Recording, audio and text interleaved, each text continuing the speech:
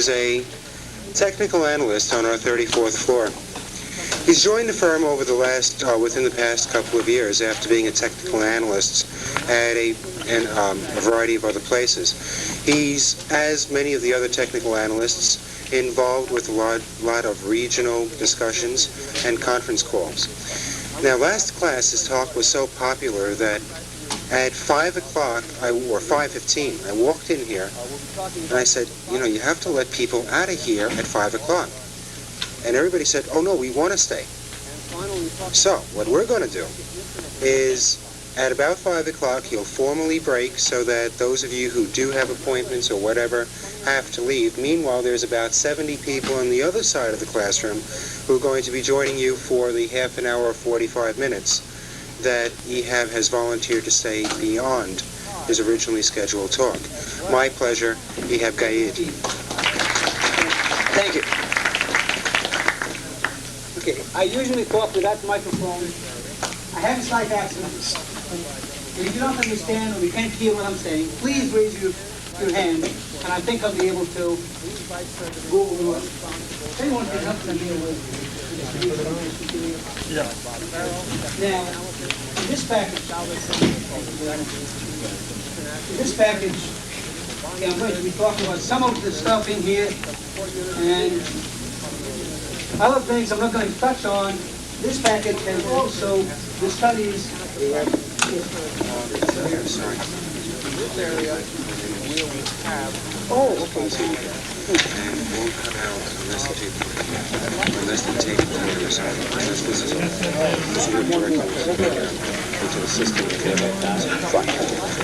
Okay, can you hear me now? Okay. They want to hear my voice in the other room. Okay, good. Okay, now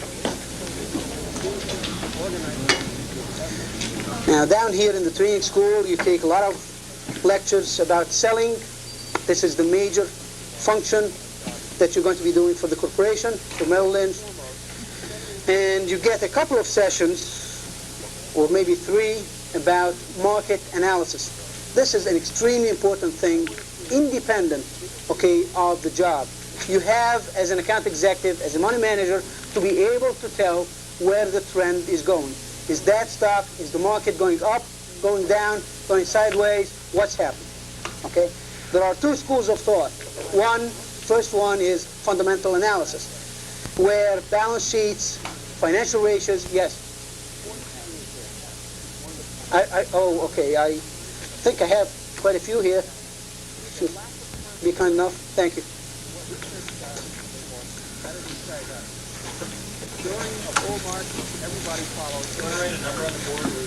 Yes, sir. I'm going to get into that. Believe me, you're not going to get out of here before you will be completely guaranteed satisfied. Okay? I'm going to give you some golden rules, what we call golden rules in technical analysis, things that are very simple. It's very, very difficult for all of you, and you will experience that, to really go through all the material, all the published data about companies and fundamentals, and study each and every stock, and how many can you study? Okay, that's where technical analysis really has a lead. Okay, it's simple. Okay, it's not infallible, and nothing is. Okay, in the stock market, nothing is 100% assured. Okay, you always have, once in a while, the judgment fails us, and we can't fight that. Okay, now, my name is Ehab Gayed. How do you do? Yeah. Ehab Gayed. My telephone number, please write it down, 637-8092, and please do not forget that we are in New York, 212. Okay. Now, the best recommended books, because I get this question so often, are the following, 2 of the best. The holy book of the field, okay, is Technical Analysis of Stock Trends by Edwards and McGee. Analysis of Stock Trends by Edwards, plural, and McGee, one word. Second best book is Well, there are so many good books, I shouldn't say, but this is the authority in the field. Second one is written by Martin Pring. This one is very difficult to read. This one is more comprehensive and a lot easier to read. And the name of the book is Technical Analysis Explained. This one, the Explained. The gentleman, okay, explained it. Okay, let's read the first page. The first page reads, ages hence, when inhabitants of a far-off section of the world visit the ruins of the New York Stock Exchange, we wonder if their guides will say to them, here is the Temple of Mammon, 5,000 years old. Would the people who were then the richest on earth deluded themselves by thinking they could play a game then known as stock speculation without even knowing the rules? By Richard Wyckoff, one of the best analysts of all times.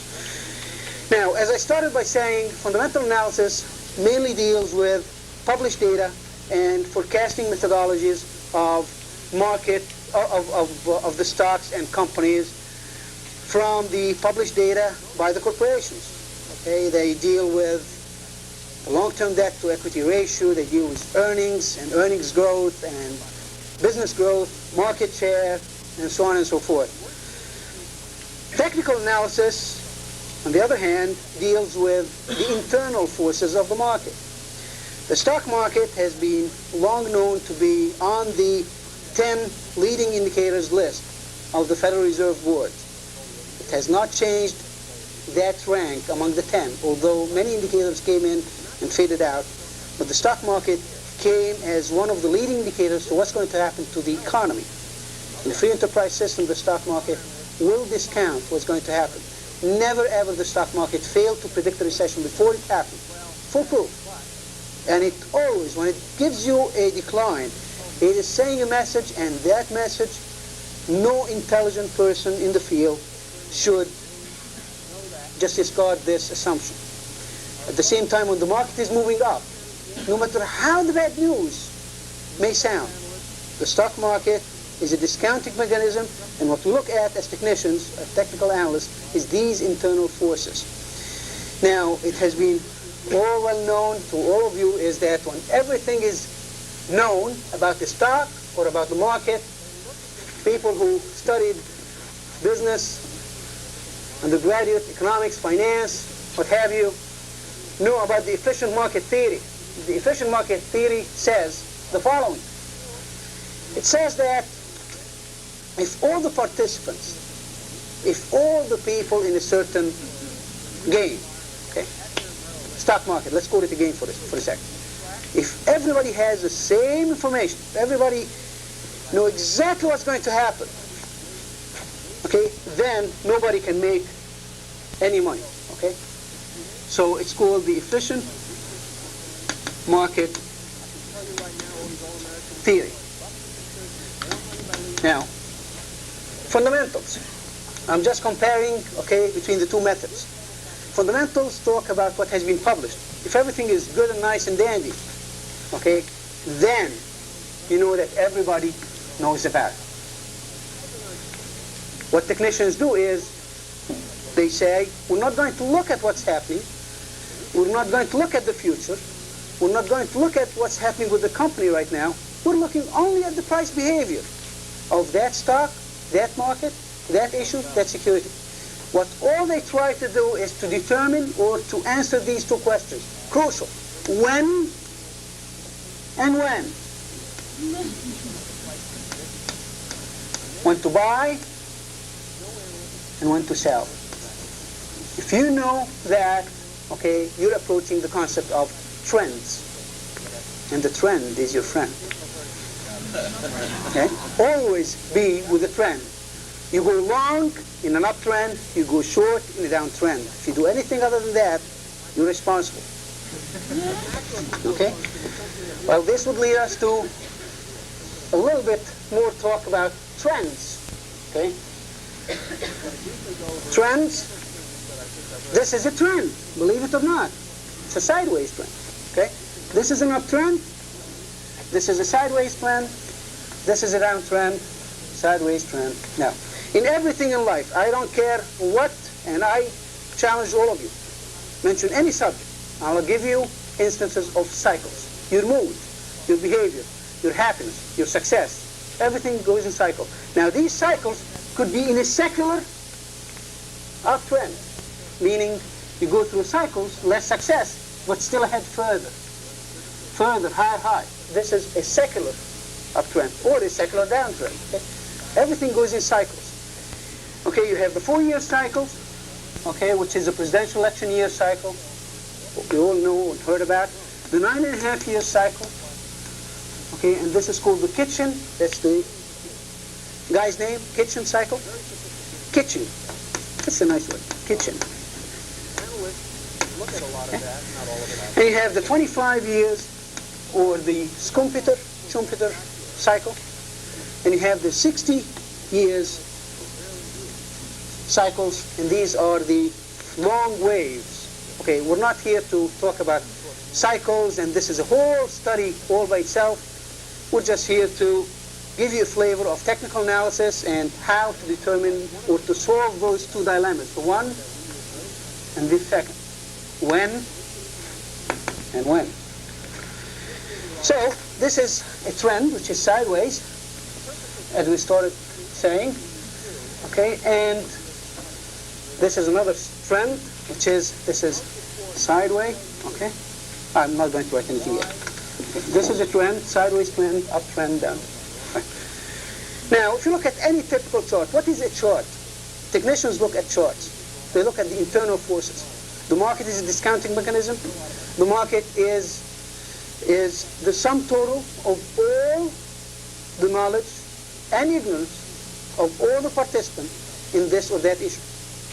Okay? So if you look at the price behavior and what chartists do, okay, of a certain stock or market, they will see bars. What do these bars mean? Well, any stock on any day, any given day, will have a high, a low, and a close. Could be here, could be here, could be here. Okay? So you draw these daily bar charts. You can also have weekly bar charts of a completely different meaning. You can also have a monthly bar charts, completely different meaning. You can even get a point and figure. I don't care about the time. I will only make an entry only when there is a reversal of one point. And it's very nice and neat. You have some examples there where you will see, very nice. Has no time on it. So you do these bar charts. Okay? Obviously, these bar charts are provided by so many charting services that you could subscribe to, $500 plus, and it's no secret you have to pay for that. Okay? Nobody pays for that. All right? Pay $500 for that. I will give you some golden rules you're going to like now. Okay? So the price of the stock will move like this. Just rough example. Any stock, any market will move like that. Let's go for a couple of seconds over the psychology that prevails while all this is happening. It's a random thing that I have drawn, and all what we're trying to identify is the trend, which is your friend. Okay. I apologize for this section because I give my back to this section and I receive a lot of comments on that, but okay. Now, the stock will go into dormancy. Let's start from a stock that is dormant. Fundamentals do not look enticing, they don't look good, and the chart is just dormant between, buying range 5, 3, back to 5, 4, 6, back to 2. So it's doing absolutely nothing. Some of the bankers, some of their relatives, okay, who know these bankers and they get their tips, okay, some of the insiders of the corporation, okay, some of the guys on the floor, okay, the market makers. They have to buy when nobody's buying. They have to sell when everybody's selling. They have to buy when everybody's selling. They have to sell when everybody's buying. So look at how unfair they are being treated, the specialists, the market makers on the floor. And this is where internal forces would start meaning something to you. There is always a market maker to stabilize maintain an orderly market. So this is what we call as technicians accumulation process. Fundamental research. Accumulation is what it means. Accumulate stock, take a position. Okay? Then the stock breaks out. Okay? Consolidate, keeps moving in an up channel. Okay? Then it goes into a topping formation or distribution, and then starts declining, and that's a down phase, and then back again. Now bear with me, at the end everything is going to be so clear. You're going to all know how to identify the trend the simplest way. You don't have to listen to any of the gurus on Wall Street. You'll be able to do it yourself. Now, a typical psychology that would prevail during those four phases would be, okay, on the news, on the ticker tape, whoops, most active, that stock made 2 points in one day. Immediately attracts attention. What's happening? Hey, that stock is going up. Went down. Well, it's improving. Let's check the fundamentals. Oh, I can't miss that. Buy. Okay? And I'm talking about, it could be here, it could be here, it could be, some people would even buy here, okay, some people would buy here, and what? Should I sell here? Okay, and they will sell it right there. That's where we have support and resistance. The chart is drawing itself. Okay? Get in somewhere here. Good. We'll hold it. The fundamentals look good. Okay? Most likely the fundamentals here did not really come into the picture. In most cases. Okay? So, we'll hold it. Whoops, what happened here?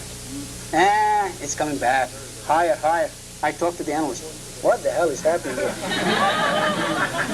That was a whip. Okay, well, I'm not going to get scared. I'm not chicken. What is this? I'm even now. Should I get out? No, I'm at a loss now. What the hell is happening here? Oops. Okay, I pray God. Well, I'm going to stay. I'm going to be an investor. Okay? Then that process of accumulation could take a few years. Okay, a person who was in the range, let's say 35 years old, he or she, okay, your interest in life different. You didn't have children, you got children. Children went to school, went to universities, and that thing is still damn it down.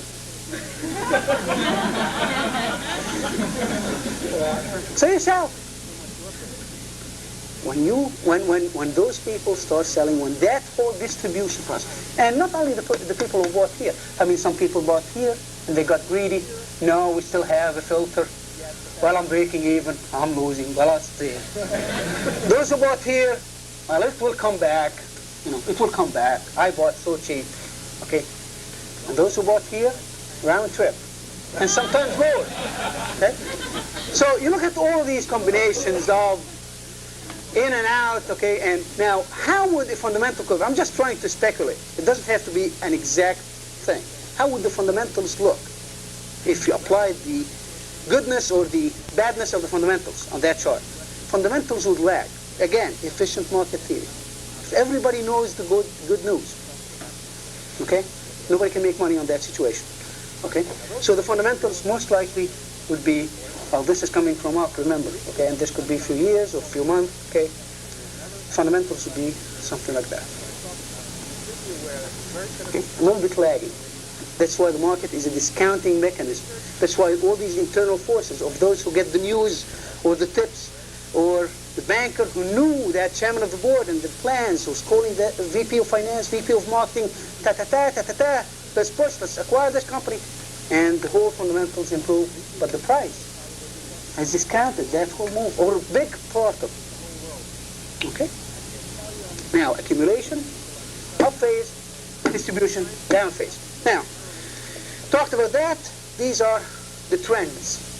When to buy and when to sell. I didn't get to that point yet. I'm starting with the trends. And the trend is your friend. All right. Okay, good. Always remember that. Okay, you are with the right trend, with the right flow, okay, you'll survive. Even if you buy a little bit on a blip, even if you buy on an up day, a big extended position, still, as long as you are with the trend, you have some kind of indication that it will go still higher. It will go your way. You will not lose. The problem will come on one of these blips. You say, oops, it's starting now to reverse trend. Okay? And you get in, you ride it lower. A lot of people buy on decline. It's a very wise strategy. But you buy on decline with the trend intact, up. Okay? How can you determine, locate the trend? Give me just one more minute. I'll get to that. Okay, then you get to technical analysis as a school. We talked about trends and technical analysis. You have two approaches. And by the way, many of these things that I'm saying are not in my notes. These notes are just words here and there, keywords to remind you what some of the things that have been said here. There is no replacement to personal attention. Wake up, it's 5 o'clock. No, it's 4:30. Top-down approach. Top, down, approach. One of the masters in this business, okay, is Bob Farrell, the head of Technical Analysis Department of Merrill Lynch. One of the masters in the field, if not, if I allow myself to be biased, the master. Okay, and the other one is the bottom-up approach. I'm mentioning this because I take notice of some of the questions, like last class, okay, I received a question from a gentleman who said, who would you suggest, okay, that I subscribe to? Marty Zweig or Stan Weinstein? And they're all technicians, by the way. I mean, this is just an observation. Most of these gurus are technicians. Marty Zweig teaches in one of the universities finance classes, fundamentals. But when he does his market timing, he talks about momentum, sentiment, technical, timing, when and when. Okay? Now, what is the top-down approach is what the market is going to do, okay, I assume that the stock will do the same. Okay? So if the market is going up, so this deals with the market. This section, market, top-down approach. This one is the bottom-up approach, which is stocks, individual stocks. Okay, bottom-up approach, okay, you look at, and once you have written this down, it's not in the things. You may be missing something. I'm telling you. Okay. Now, let's get to the top-down approach. What is the top-down approach? You look at what we call market indicators. Top-down approach. Sounds like a drug, TDA. Okay, and you have mainly 3 areas.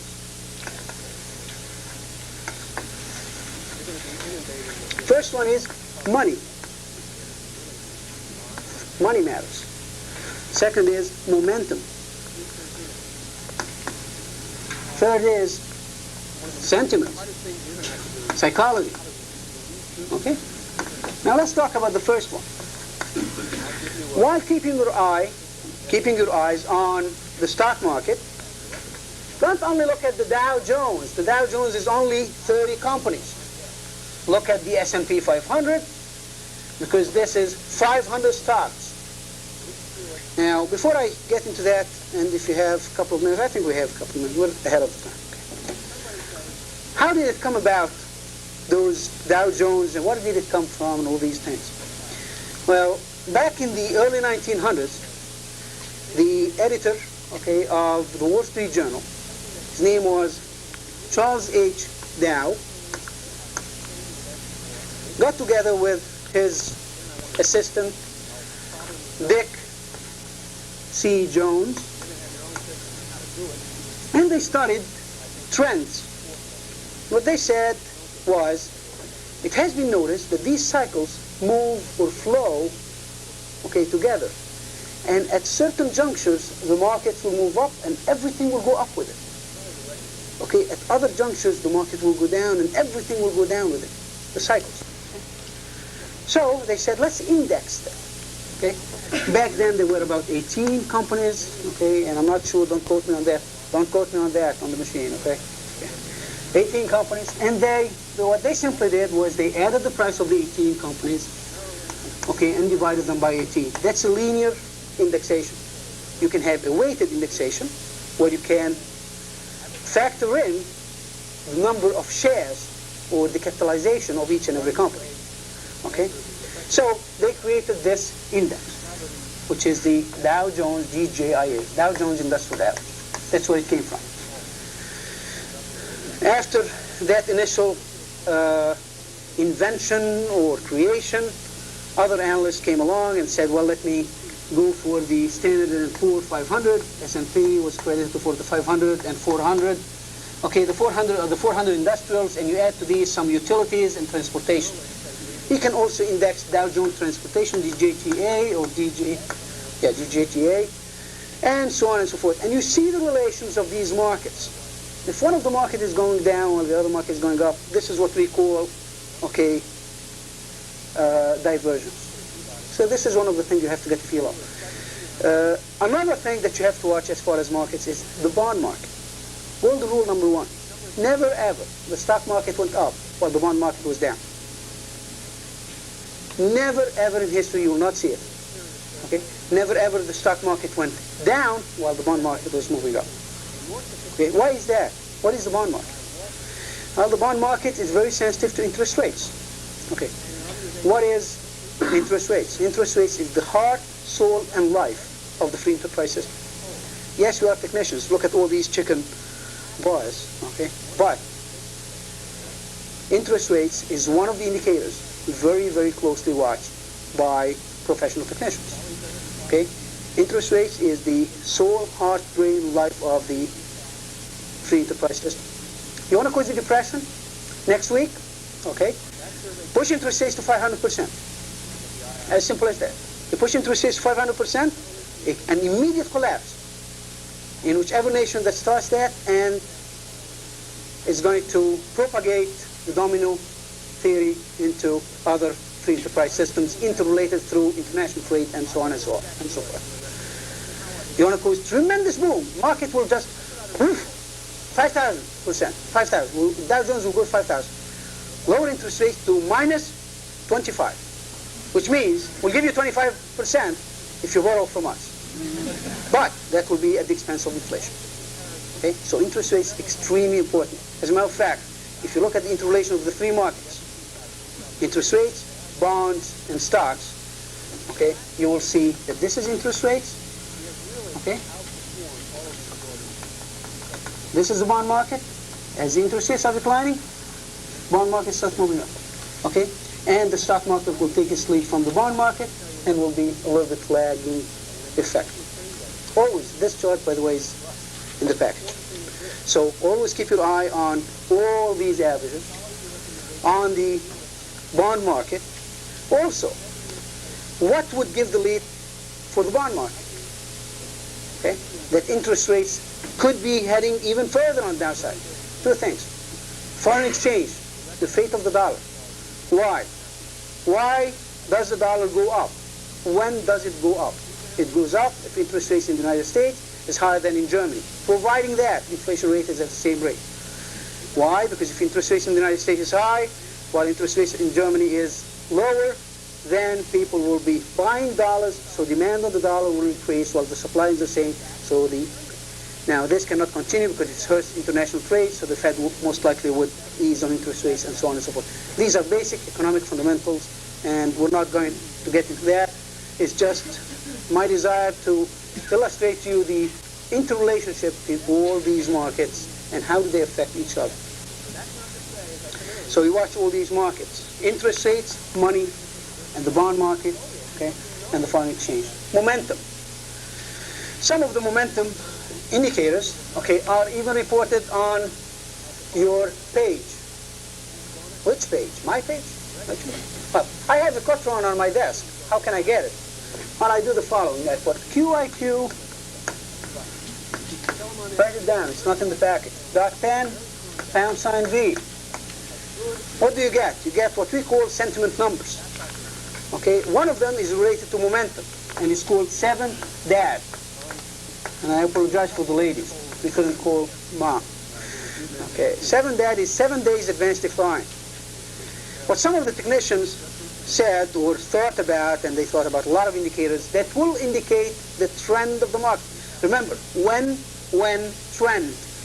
Golden rule number 1, bond market never ever contradicts the stock market. Always in sync.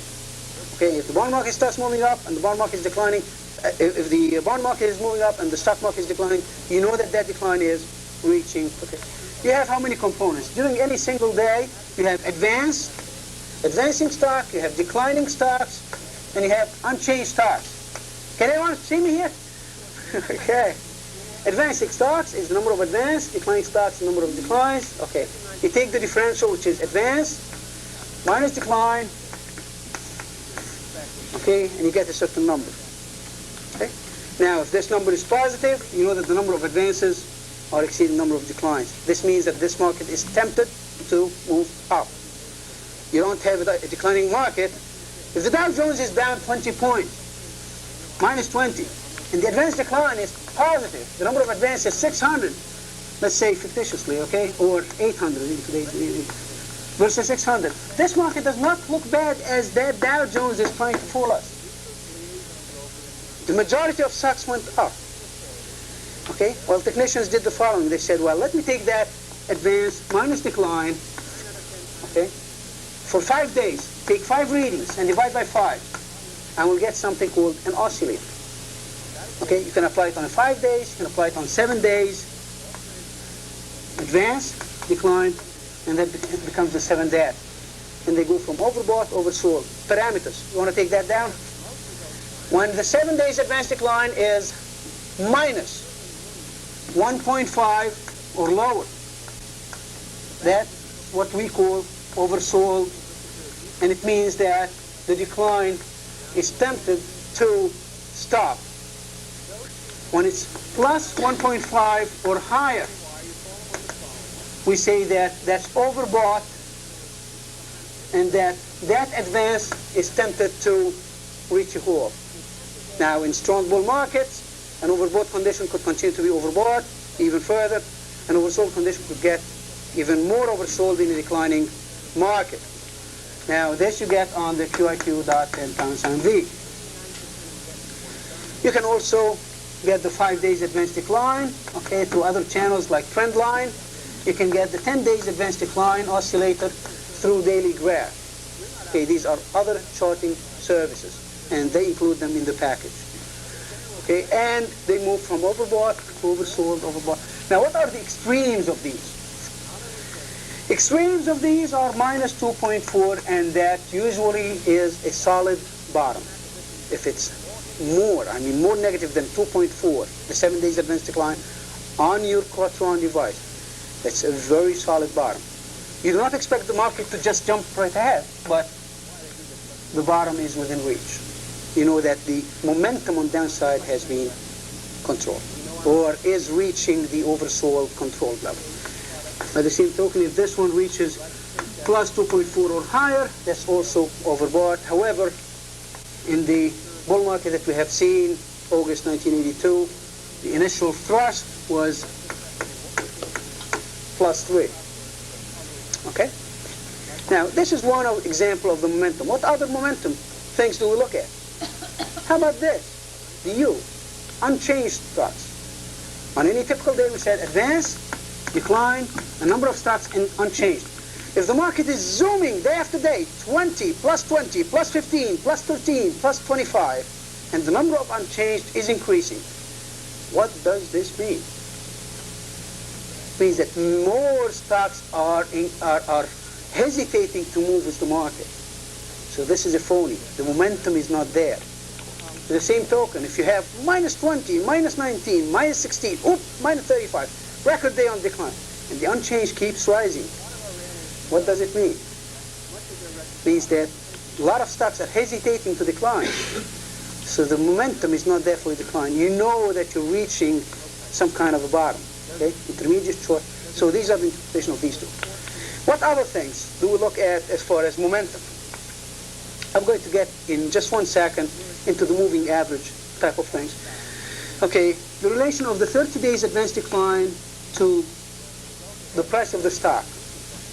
Just take it for granted. I'm going to go through moving averages and what they mean and things like that. And this is the promised thing that I'm going to give you, which is to be able to determine what the trend is, okay, without any help. Now, by the way, I should mention something. We do give conference calls from our department to each and every office of Merrill Lynch. We confer with you once a week. If you don't know your market analyst and when the conference call is, please go back, ask the manager of the office, he or she, to tell you when is the conference call with the market analysis department. During these conference calls, we give the long-term trend direction, the short-term trend direction, okay, some observations from the technical side point of view, and also give you specific recommendations as to groups to buy, stocks to buy, and stocks to sell and groups to sell. Also, there will be, at the end of each conference call, some time where you can exchange questions with us. What's happening with Federal Express or IBM, and tell you, well, it's consolidating, support is there, intermediate term is positive, short term could possibly dip towards that. The moving average is moving higher, whatever connotation that, or whatever terminology we're going to be using. So take advantage of that, because that's what our department is. Hi. Okay. Why are you smiling? Oh, you like it? Very good. Okay. All right. Okay. Now, let's go back to momentum. So the relation of the 30 days moving average, okay, to the price, again, it gets into oversold and overbought territories, okay? And just keeping this indicator, okay, myself, during this decline, last 4 weeks, okay, that indicator got more oversold than the October 1979 massacre, February, March of 1980 massacre, and September of 1981, which was the worst massacres, okay, in the recent history, last few years. It did not quite go to the extremes of the 1978 massacres, but it is screaming oversold. It is saying that the worst has been seen, at least as far as this indicator. Again, repeat, it's not a perfect science. It's one of an overall picture that you look at. Okay, it's no single indicator will be taken, okay, as foolproof. Okay, and technical analysis, the weakest point of technical analysis is judgment. If you make the wrong judgment, it's a double-edged sword. Okay, if you misinterpret the trend or the message, okay, that's where fundamentals will be more superior, because you know that these are published data, okay, according to the disclosure regulations of the SEC. Okay, so these are the momentum things, okay. We also look at the psychology in the marketplace, sentiments. Sentiments, when the majority is bullish, okay, most likely the market will decline. When the majority is bearish, most likely the market will advance. Why is that? Again, it falls within the realm of the efficient market theory. Okay, the market always sees ahead, does not hear the news now.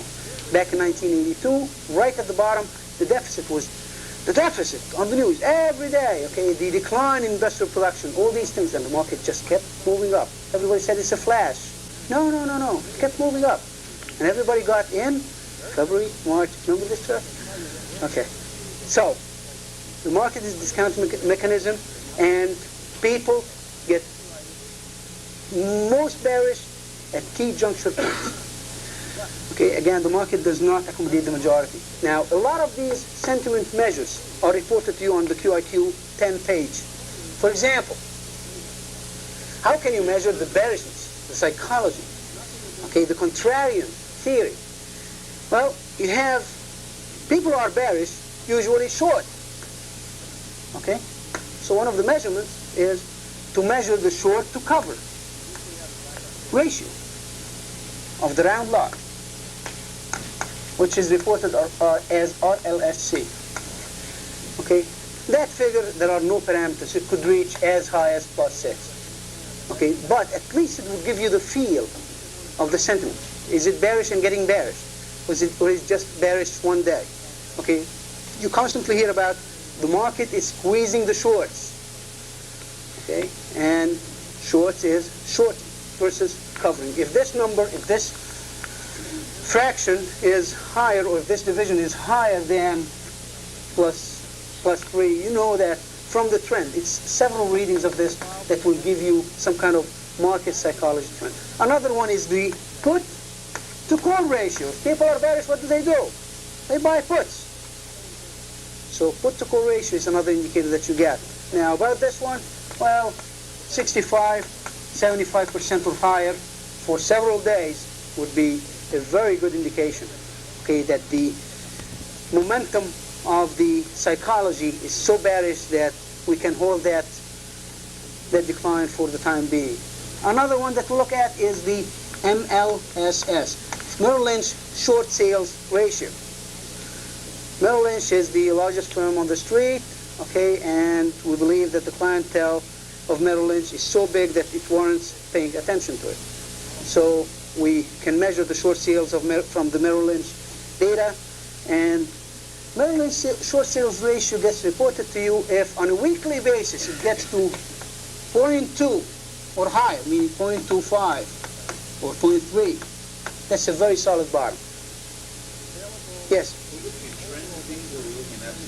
This, again, I'm in the market analysis. I'm in the top-down approach. You're trying to feel what the general market is going. The general market is going, okay, taking its lead from this. You said the advanced decline before, you were looking at absolute numbers plus or minus zero. Are we looking at the numbers here plus or minus zero, or are we looking at trend with the numbers in terms of whether they're... Trend in numbers, but this one happened to be 0.2 or higher is very, very solid bottom. Especially on a weekly basis. If you get it a couple of weeks in a row, it's a very solid bottom. Yes, yes. What we have done is just take this indicator, plot it against the Dow. See at each bottom, which one confirmed which, this one, all the time. Yes, yes, yes, yes. Bottom. Bottom. All right. Okay, bottom. B-O. Okay, fine. Now, so these are the sentiments. This way you can get a feel of the market. The market psychology. Is it bearish? Like, for example, last week you saw the first time, hey, what the hell is happening with the bull market? On the front page of the Barron's. So people are getting, you're hearing a lot of very famous analysts talking about the bear market. Okay? You're getting into the budget deficit, which was with us for the last 3 years. But only suddenly, let's find the reason. Okay? So, this is developing now. It doesn't mean that once you start hearing that, okay, that, no, but it will mean that, you know, we're getting there. If you're not looking for the last point, and I don't believe you should, okay, you're very close to that bottom. Even if it's 20, 40 points away, still, you're buying a trend, okay? Now, we'll look at all these things and we'll try to determine if the market is going up, going down, going sideways, okay? Once we have determined that, we say, well, if the market is going up, buy. Okay? That's the top-down approach. That's what most people go by. They say, what's happening with Dow Jones? Dow Jones is up 20 points. So why is my stock down? That's when you get into the bottom-up approach. Bottom-up approach says, I don't care what the market is going to do. If my stock is doing fine, I don't buy the averages. I'm buying a certain stock. Okay? So, this is where the second and best golden rule that you learn, okay, from this session comes. Now, hear me well, I know it's 5 o'clock, we have all had lunch, it's heavy, but please. Okay. Now, we go back to our daily chart, okay, and let's say it goes like this. I mean, our monthly, over a period of time, okay, and what we talked about. Okay. What technicians did was that they said, well, fine, this is a lot of, confusion. How can I get, any kind of lead of trends from all these jiggles, okay? It's just too hard. Let me add up the price for the last 200 days. We add the price for 200 days and divide it by 200. Fine. And superimpose the two charts, one on each other. Then we'll get something like that.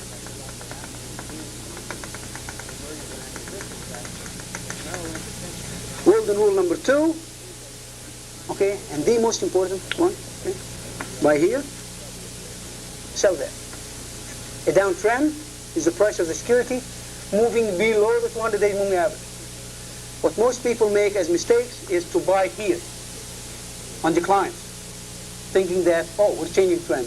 As long as this is declining, the 200 days moving average sloping downward, this is still a downtrend intact. Same thing, if you get to your stock like this, but this is still up, the slope is up, this is an uptrend. Okay? If you just follow this trend as a method, once in a while you will get intermediate corrections where these will flatten out, but they will not move down. They will flatten out and then resume as the stock goes back into the channel. Okay? Ma'am? Clear? Okay. That information you can get it. There is one of the most excellent chart services called Mansfield Chart. Okay, it's in New Jersey. And by the way, maybe I should mention that. Okay, at the end of the training or somewhere along the line, you will be visiting departments. Please visit us because we will show you other things that could be done on personal computers, which some of you might be interested to know. Plus, we may be able to elaborate a little bit more on formations, triangles, head and shoulders, and show it to you as it's happening on IBM chart, on any chart. I mean, up till today, as it's happening today, will prove that these formations do work sometimes. Now, what you have to watch for is not only the crossing. I mean, here during this period, you will see the price of the stock fluctuating back and forth. You will see it going first horizontal, tilting upward, horizontal, downward. You have to keep your eye on that moving average. When it starts moving horizontal, it's a weakening of the momentum. I'll get to your question in a second. When you're seeing starting definitively, especially the 200 days is very, very, very reliable when it comes to trends of few months at least duration. If you want to go for shorter term type of trend, okay, there are other moving averages included in the Mansfield chart where you will see the 50 days moving average. Now, we would expect the 50 days moving average to be moving more choppy, okay? And the 50 days moving average would be moving closer to the price, so it's above the 200 days moving average. In an uptrend, below it. When the two moving averages cross, that's another buying signal. But you only buy when that 200 days is tilting upward. Okay? With this rule, it's really simplifying the whole science into two words. And it is quite reliable. You will not be able to call the terms like the high professionals who look at also other things like unbalanced volume, relative strength, comparing groups to stocks, stocks to groups, groups to groups, groups to stocks, stocks to averages, averages to stocks, okay, all these combinations of, it's a matrix, big, big matrix, and this is for the full time. You really need to concentrate on the selling. All you want to be in is the right trend. Now, before I get part of your package, I'm going to finish in 2 seconds, in two minutes. Just give me 2 minutes. Any question? Do you have any question? Yes. I just have one question. I was doing some reading and it seemed that the general consensus of IM was not selling enough critical commodities and stocks. Are there any specific indicators in the stock market which go against that theory of selling enough? To sell in uptrend? Right, or do you always, It's very difficult. you always assume that it will be uptrend and go with it? I believe it should be with the trend. One of the indicators, thank you for this question, one of the indicators that we look at is the percentage of services bearish. Wait a second. You're telling us now that you are going even against the professionals? That if the percentage of analysts who are bearish is too big, this means that the market is going to turn? Yes. Why? Because analysts are trend watchers. Okay? Many of them fail to recognize key juncture points. That's all you have to identify. In a stock, in the commodity, in a market, is these key points. They have characteristics, believe it or not.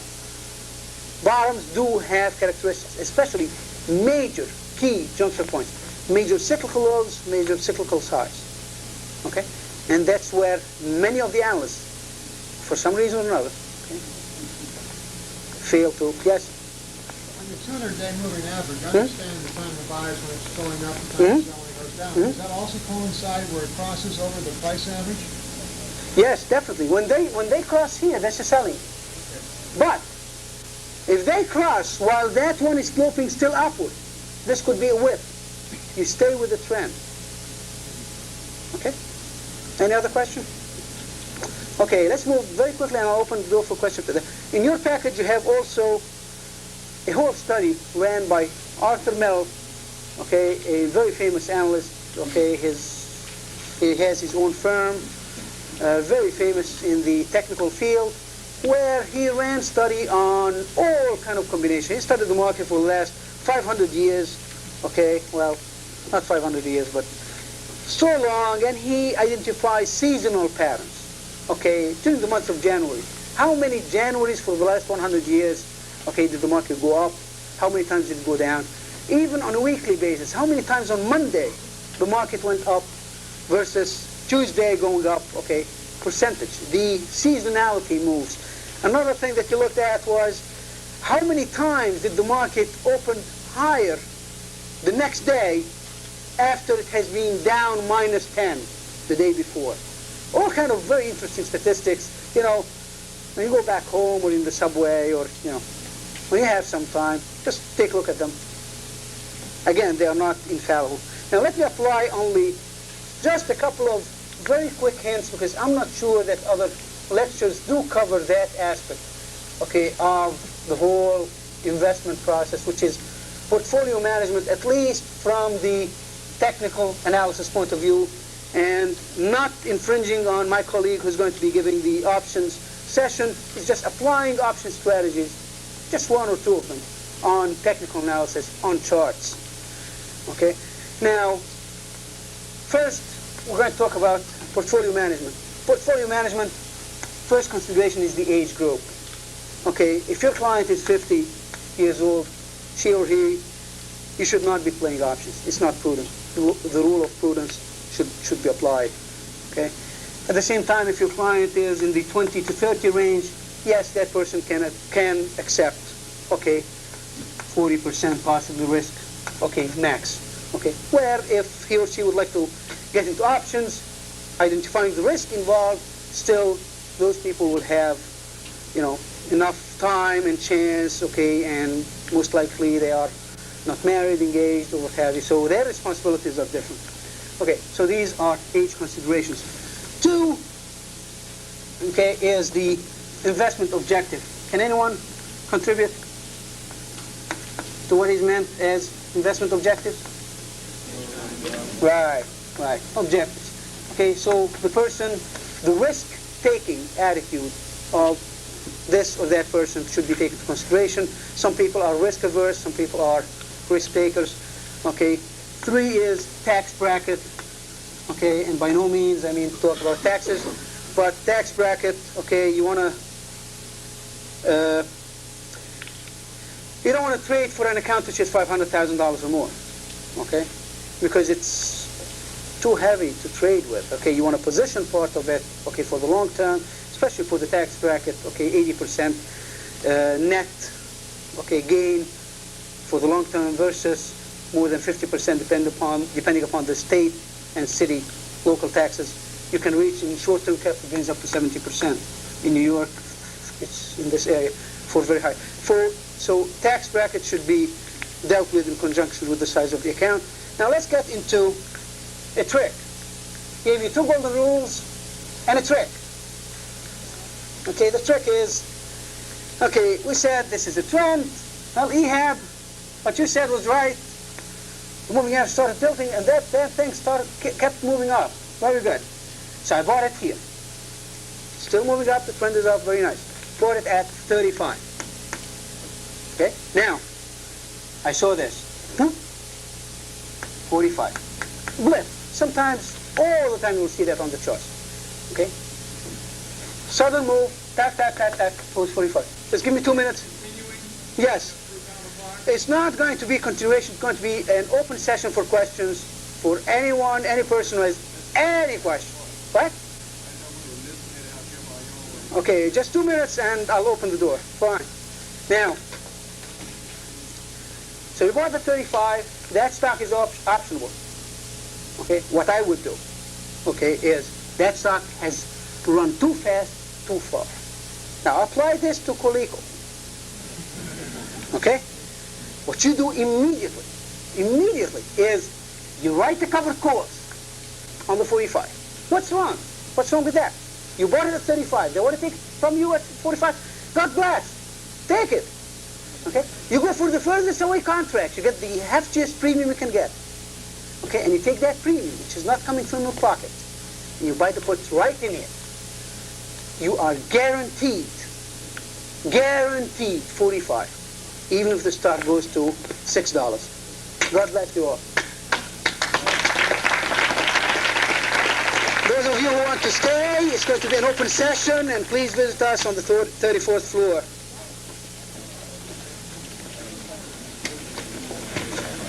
Okay.